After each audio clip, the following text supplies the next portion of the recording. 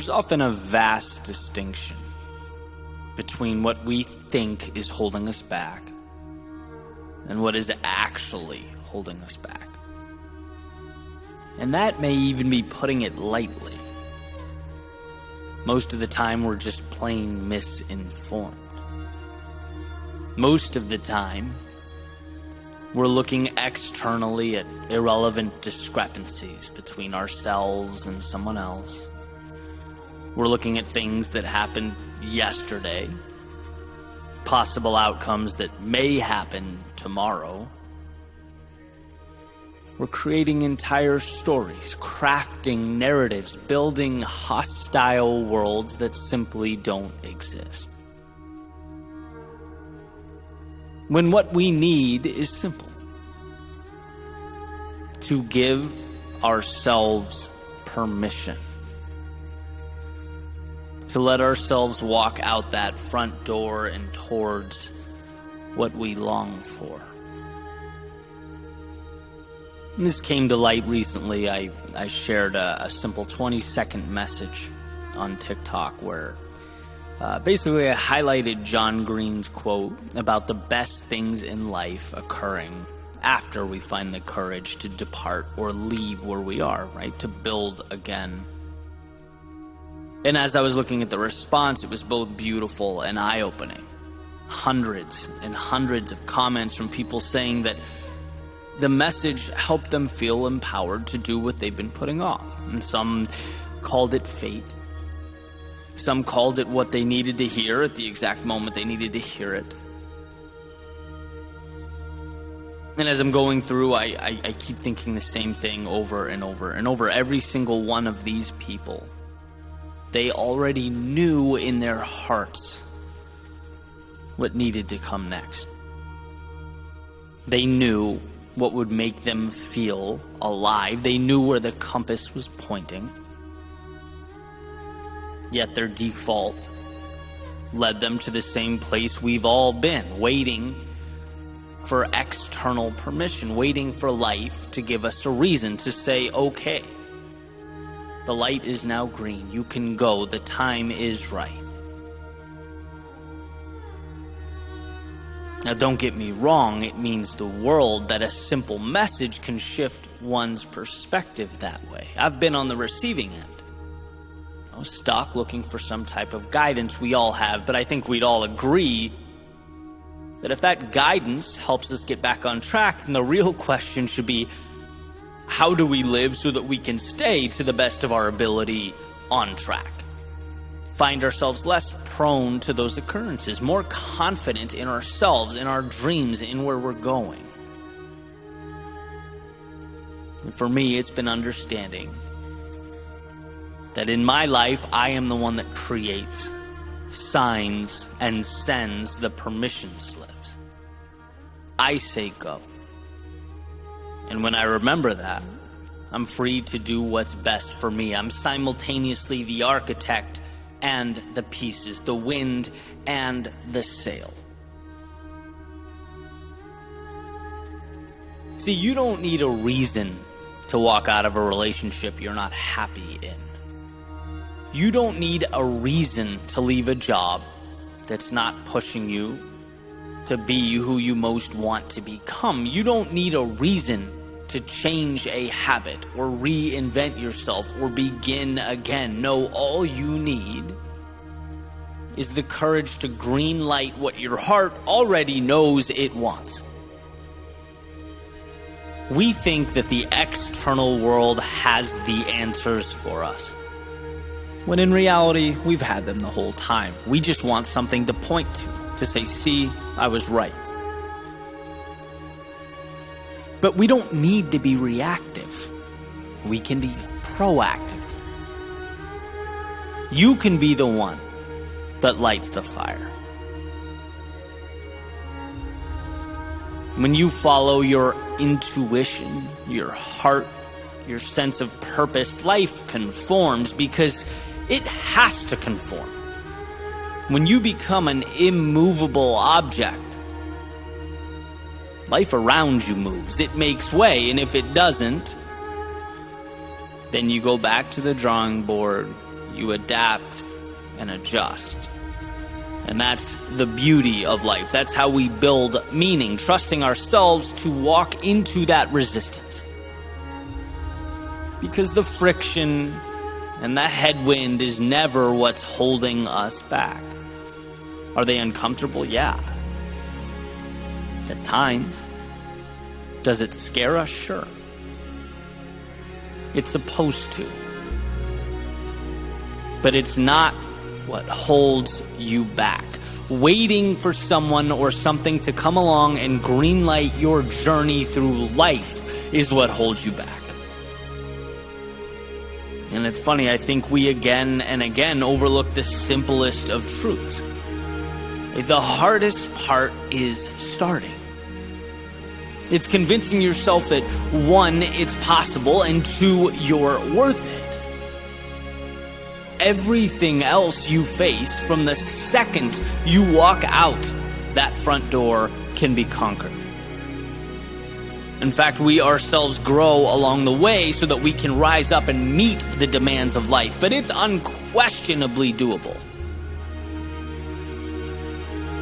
That thought as you look out the window, right? What if the worst case scenario happens? It can't. Because the worst case scenario is sitting in that seat your whole life, looking out the window and imagining a world where you found the courage to be more, to explore, to live life as it was meant to be lived. But let's say that what we fear does come to fruition. Then I ask, what are the odds it's reversible? Probably high. Let's say I want to start a podcast and I finally work up the courage and I get my mic and I start my show and no one listens. But I keep going and I keep going and nothing sticks. And most importantly, I learn, look, I'm really not crazy about this idea. It wasn't what I thought it was. It's not me. Okay, perfect. Now you know. And sure, it took time to learn that lesson. But you have the rest of your life to continue the beautiful experiment, to search for what lights you up. But you found the courage to explore, to try, to begin, and you are now better because of it. That's your worst case scenario? Sounds a lot less scary to me than a life lived sitting there looking out the window. See, we can't let the fear of an unlikely worst case stop the possibility of that oh so coveted best case. Don't let the virtually 0% probability of losing everything overshadow the opportunity to gain everything. Let's never allow ourselves to get caught standing still waiting for the universe to give us the answer as though we're waiting for a letter in the mail. No, give yourself permission to see the upside, to make your own decisions, and most importantly, to live your life.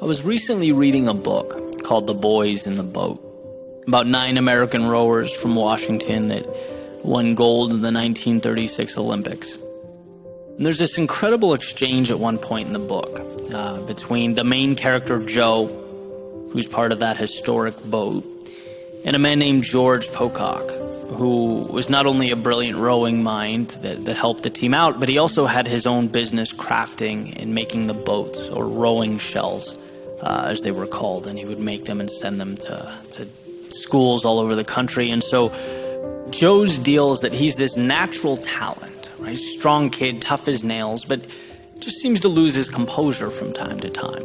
Right? When he's in the boat, there are these moments of jaw-dropping excellence, unprecedented speed across the water, and then there are moments when he loses his focus, and the boat sort of follows suit, right? They're inconsistent. And so George Pocock, being the rowing expert that he is, made a commitment to see if he could help Joe figure that out, right? The mental game. So he calls Joe into his shop. And he starts showing him how he puts together these highly coveted boats, showing him the tools and the pieces and how it's nothing short of an art. He has sort of this divine respect for his craft. And at one point he pulls out a cedar plank that he'll be using to make one of the boats, and he points to the growth rings in the wood, mentioning that they tell the story of the tree's 2,000-year life. And so here's a quick quote from the exchange. He says, "Their thickness and thinness spoke of hard years of bitter struggle, intermittent with rich years of sudden growth. The different colors spoke of various soils and minerals that the tree's roots had encountered, some harsh and stunting, some rich and nourishing. Flaws and irregularities told how the tree endured fires and lightning strikes, windstorms and infestations, and yet continued to grow. Almost as if there was something sacred about it. The wood taught us about survival, about overcoming difficulty, about prevailing over adversity, but it also taught us something about the underlying reason for surviving in the first place. Something about infinite beauty, underlying grace, about things larger and greater than ourselves, about the reasons we are all here." I paused after reading that and thought for a minute or two, what is it about those rowers crossing the finish line after giving everything they have that touches us so deeply? What is it about a cedar tree standing the test of time, those 2,000 years of adversity, only to triumphantly pierce the sky when all is said and done? It moves us because it tells us what we already know, yet forget. In our hearts believe, but often fail to see.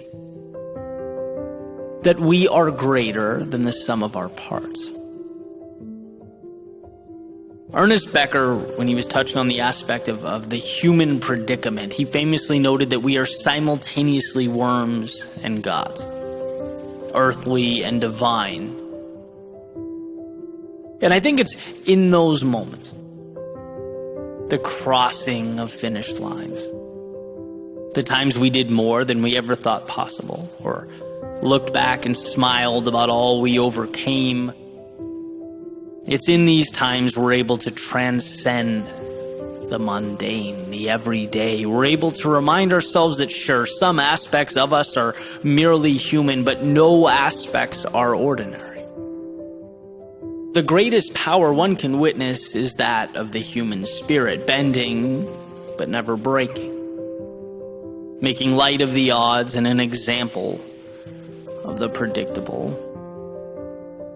So know that whether now is difficult or not, it's part of your journey, a defining chapter in the incredible story of your life. And if you find yourself up, cherish that. It's more precious than gold. If you find yourself down, remember that you'll look back on this growth ring of your life and be grateful that it gave you that which smooth sailing never could. Because at the end of the day, all you have is what's in front of you, the next move, the next step, and the faith that all these little pieces will someday mean something, that standing the test of time will speak for itself. At your finish line, whatever that may be, it will.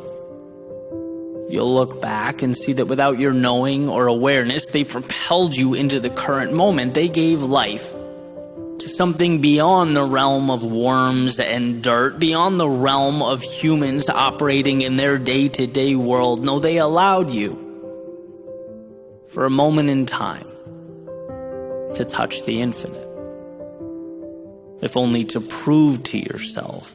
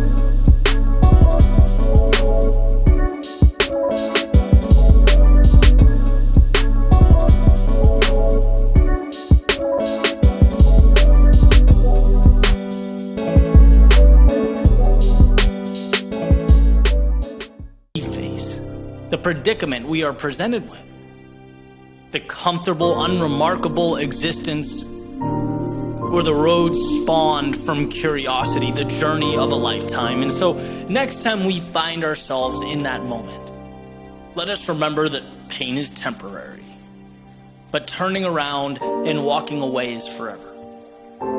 Let us remember that tomorrow is what we make it, and the cost of admission starts now. Let us remember that the obstacle in front of us is not easy.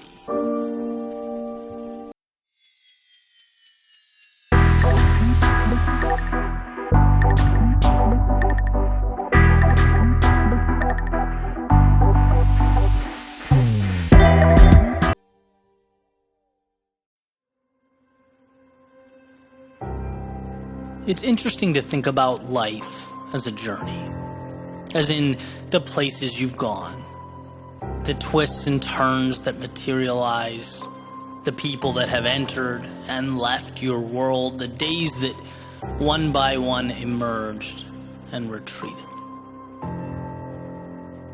I took a walk this morning and was thinking about all the steps that brought me to this point, the decisions I made or didn't make, the actions that essentially bridged then and now. It's quite an adventure we're on. And what I realized on this particular walk was that throughout my story, some of my biggest shifts, my greatest transformation, even the happiest moments of my life, they were born from questions that I asked myself. Some incredibly obvious. Questions that maybe I just never asked. Others, well, they required reworking common narratives. But they were all questions that caused me to reflect on my life and my situation and allow me to be more, to focus on the right things and leave all that other stuff behind. So I figured I'd share a few of those questions today, what they meant for me, and how hopefully they can help you along the same lines. So question number one, what do I have to lose? I learned early on that our tendency is to want to protect what we have. Routine is safe, and safety is survival. Whether it's trying something different, going somewhere new, leaving something behind, very few decisions in life can't be reversed. Very few decisions are forever. Yet we often stay in situations we aren't happy with because we fear the unknown so greatly that it seems not worth it. And this isn't a character flaw, it's instinct. But it can be rewired and reworked. Because danger isn't in making mistakes, danger is in never making them and becoming a fraction of what you might have been. So that's question number one. What do you have to lose? Question number two, am I happy? Why is this on the list? Because sometimes I'd forget that it's okay to simply do what makes me happy, what I enjoy. I don't have to do anything. I get to live the way I want to live. I think we too often let happiness take a back seat while we pursue things that we feel a sense of obligation to pursue. Right? And I'm not saying happy all the time is a thing. I've talked about that before. I've made videos about it. Life is absolutely peaks and valleys and navigating between them. But I do think happiness should be what we aim for. It should be our foundation and closely tied to our sense of purpose because, well, you don't get a second life. So it's important to make sure you enjoy this one. And frequently ask yourself if where you are in life makes you happy. Number three, how can I get there? Now the nuance here, the difference is in the word how at the beginning of the question. Think about that. Think about the difference between can I get there and how can I get there. I learned this in college and it truly changed my perspective. When you start any journey knowing that the destination will be reached, when there is no question, when you're sure of yourself, the little decisions are no longer about whether to turn back or whether it's worth it. There is no can I, but it's in the how. It's the adjustments. What do I need to change? What have I learned that I can implement? What is everyone else doing or not doing that I can do? It's not whether your goal exists, because it does. The question is, how do you get there? Number 4, what can I remove? Why? Because our tendency when we feel stuck or overwhelmed or lost or unsure is to look to acquire solutions, right? It's like, what can I add that I don't have? What can I obtain that will fill some void or gap? And sure, maybe sometimes that's the case, but in my experience, far more common is the need to eliminate what doesn't serve you. It's not to add, but to remove. It's to simplify. Identify what matters and just remove the rest, right? It's such a nice feeling to have line of sight to a particular goal and a foundation in place that allows you to move towards it.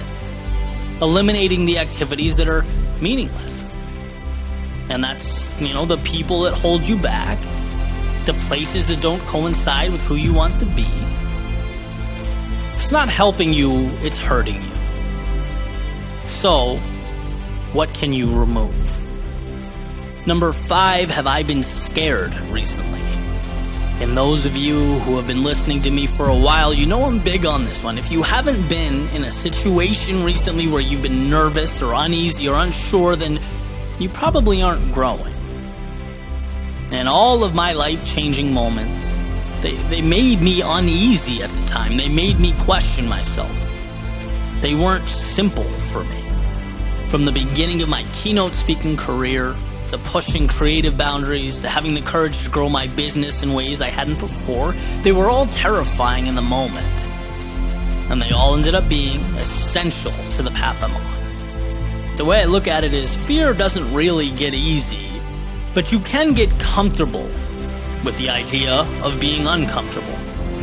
Right? You start to see it as just the price you pay for something better, the ticket to get into the show, the beginning of everything good to come. So, have you been scared recently? Number 6, what is my little hinge? Now, a little hinge is one small thing you can do that has a monumental impact on your day. For me, it's waking up early, it's having coffee, it's reading and getting some time to myself. That propels me into the rest of the day like a rocket. So the question is, what is the little thing in your life that can have a big impact on your day, on your energy, on your success? What is your little hinge? Number 7, how can I find a positive in this situation? And this one's tough, but it makes all the difference. And here is the reality. Even the worst experiences, our greatest letdowns, they open the door to something positive, something that can change your life for the better. And it is convincing myself to find it amidst these situations that has contributed to some of my greatest breakthroughs, because you learn. You're forced to adapt. You're forced to become more. And the key is put right in front of you. The problem is that most of the time we're so consumed by what we lost that we walk right by the positive. COVID's a great example. Incredibly challenging time, difficult for everyone involved. People have lost their jobs, found themselves unsure of what tomorrow holds. But I've always said since day one that if you can find one positive here, one thing you can start or do or change so that when it's all over and you look back, you can say that little period of uncertainty, of hell, of discomfort, well, that is when it all started. That's when I planted the seed for something incredible. Right? And so my question to you is, how can you find the positive in this situation? Number 8, why not me? Anyone who's done something of value has faced long odds. They've had to peer into an abyss, not knowing what the future would hold. They didn't have an external world providing assurances. No, true to the name, they leaned on their internal world, their world within, self-belief. An understanding that life might knock them around, it might present challenges, but somewhere in there was the courage to march forward and overcome. See, no one's born special or with all the answers. The way I see it, there are people who had the courage to embrace vulnerability and those who did not. So let go of the thought that there's a monumental difference between you and the people who have what you want. Create a plan, prepare for the long haul, and most importantly, believe in yourself to overcome. If they did it, why not you? Question number 9, who matters? Now, this is in a lot of ways tied to question 4, the whole what can I remove question, but it's so important and it's been so valuable to me that I want to expound upon it. Right? Imagine a hospital bed scenario. Imagine, God forbid, you're sick and had to spend some time in the hospital. Who of all the people you know would make time to visit and sit by your bedside? Maybe the list is small, maybe it's not, but at least personally, I have a gut feel for who in my life fits that description. Those are really the people who matter. Those are the people I want to share time with and be there for. Those are opinions I consider. And this is important because we spend so much time, in some cases, making life-altering decisions based on the opinions of people who don't meet that description, don't even come close, sometimes strangers. And I'm not advocating being disrespectful towards people you don't know, nothing along those lines, but what I am reminding you is that there are a few people, a handful in our lives that truly have our best interest at heart, that mean something. Don't adjust your life for people not on that list, right? It's important to ask yourself who matters.